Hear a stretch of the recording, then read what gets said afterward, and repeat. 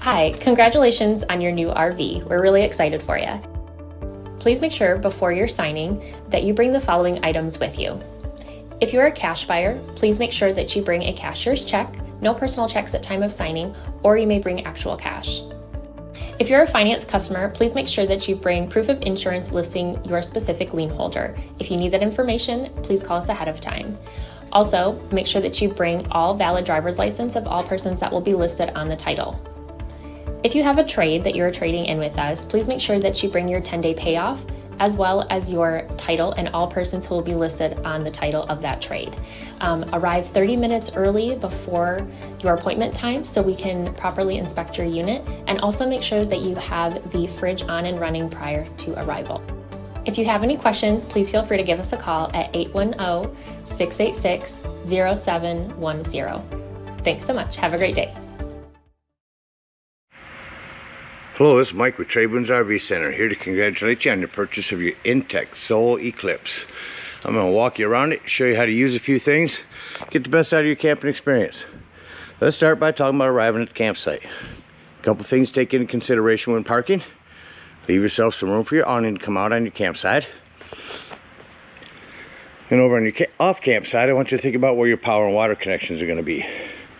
Both are going to be behind your tires, power just behind, water in the back corner.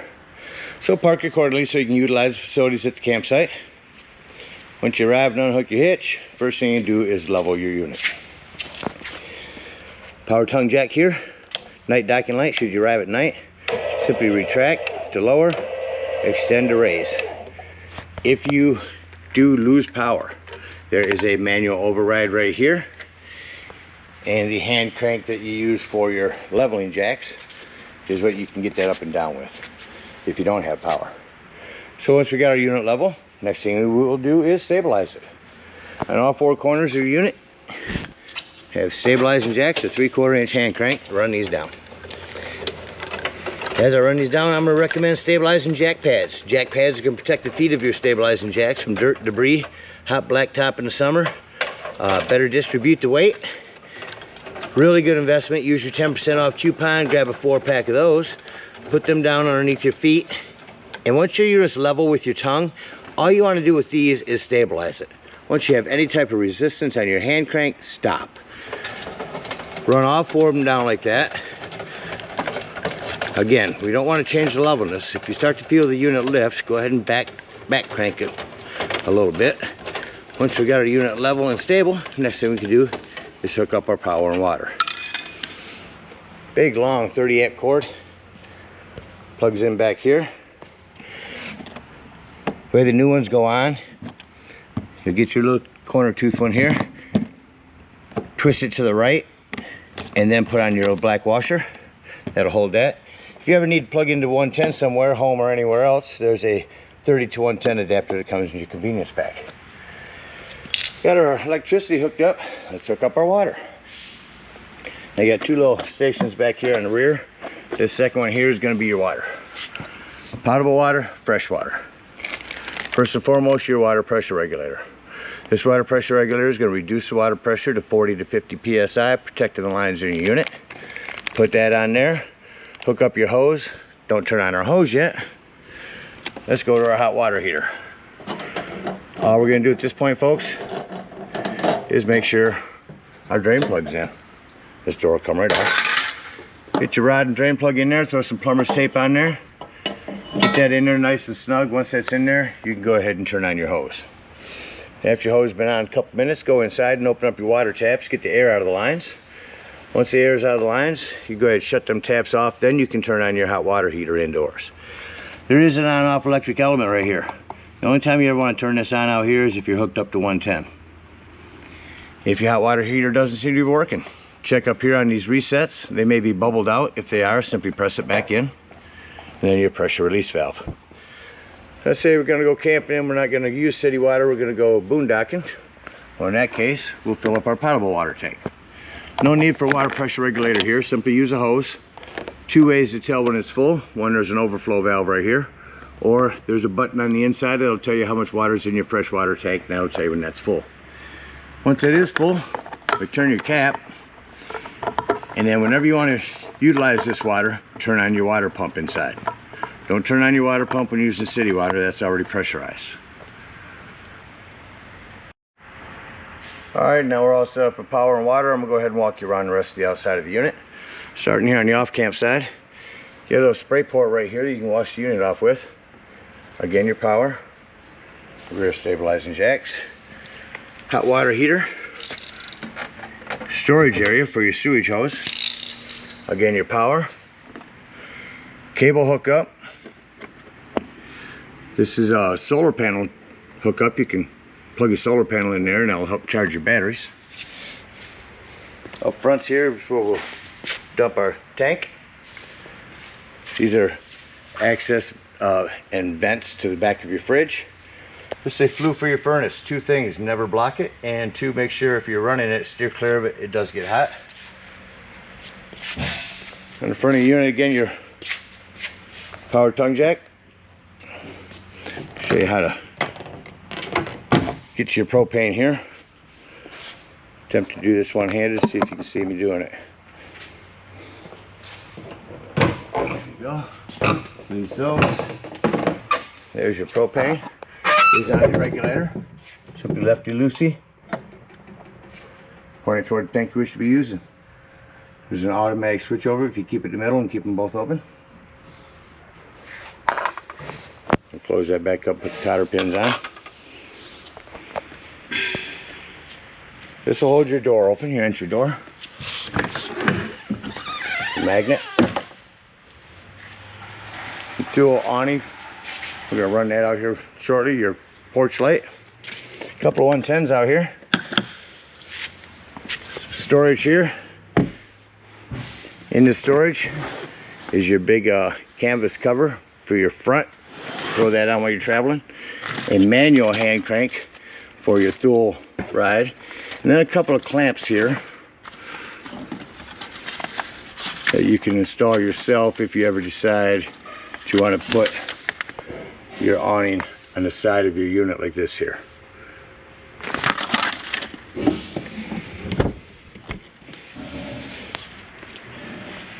On the back of the unit, and that about covers everything on the outside. Let's go take a look on the inside.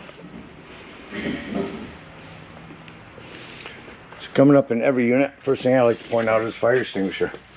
Make sure that you and everyone that's camped with you knows that the fire extinguisher is located at the entry doorway in case of an emergency. Just up to the left of that are tons of lights. Shut all them off. You got a porch light, your main lights, cabinet lights, front access lights. Television, I'm going to pull that to the side just for a moment. Show you a few things in here. Here's your awning. We're going to run that out real quick.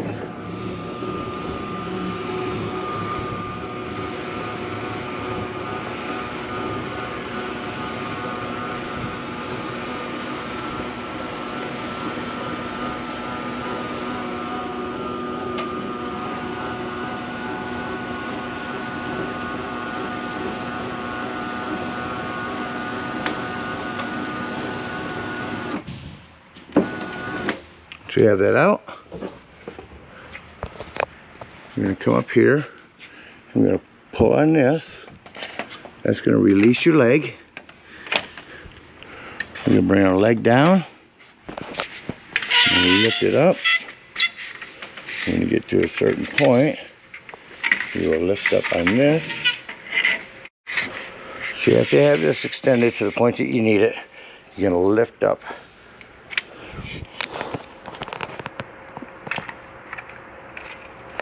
On this piece like this, and that will lock it in.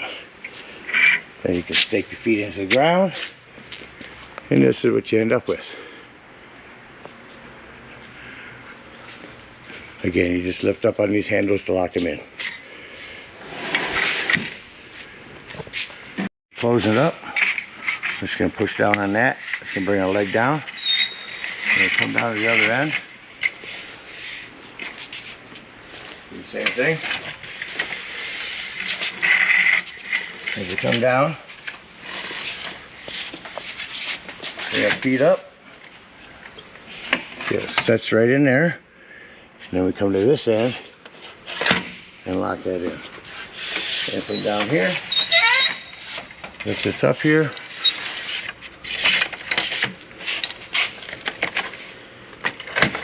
Turn our leg in. Push it in from down here. Let it hang.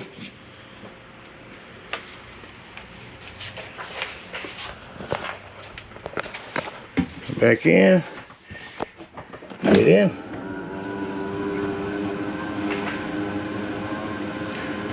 Again, there's a booklet down there with some mounts you can put on the side that you can take those legs, instead of having them straight up and down, they will mount up against the side of the trailer. They'll open and close in the same way. Open them down to that point, then you just lift the legs up to the mount on the side. And with our awning back in, I'm going to continue the tour.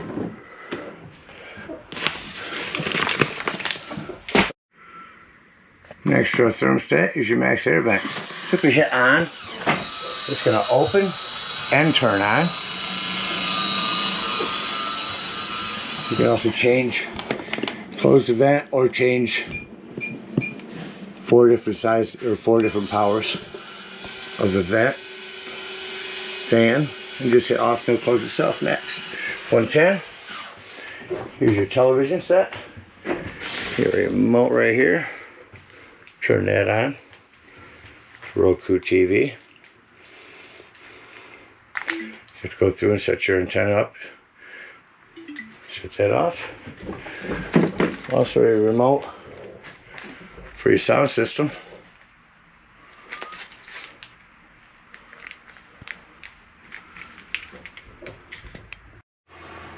Down below your TV, some storage. This will set on top of this one, set down for a bed. Some lighting up in here.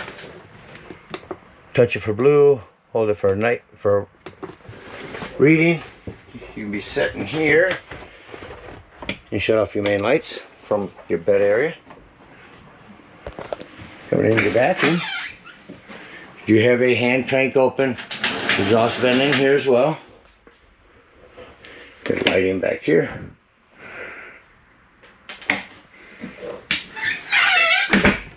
Coming over here is access panel to your breaker box and fuses.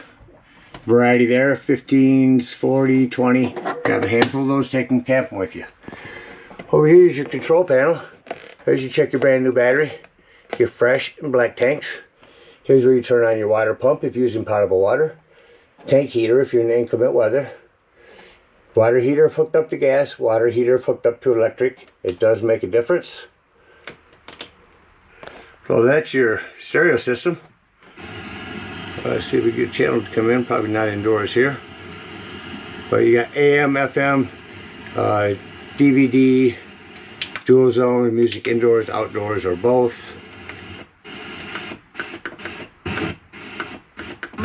There we go, get something to come in.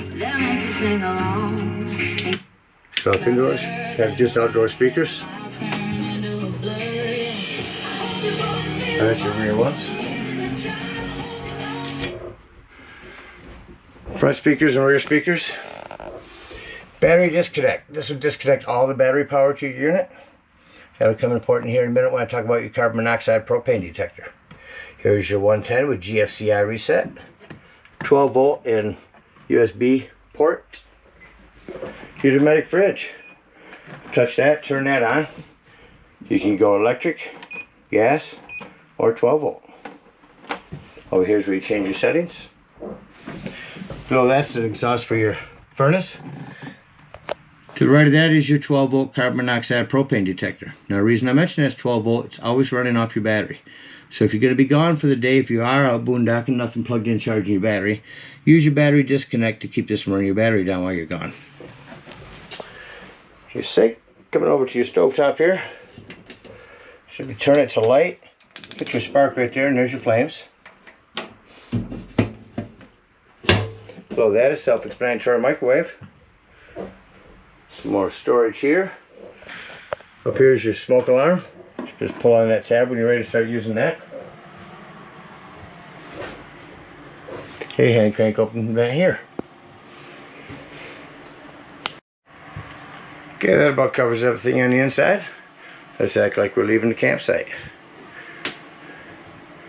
First thing I like to do is shut off all my lights. Make sure there are no accent lights left on anywhere. Exit the unit. Lock and deadbolt your door. Don't want the horror story of your door coming open while you're gone. Bring in our steps. Bring up all of our stabilizing jacks. Unhook our power, our water, and our cable.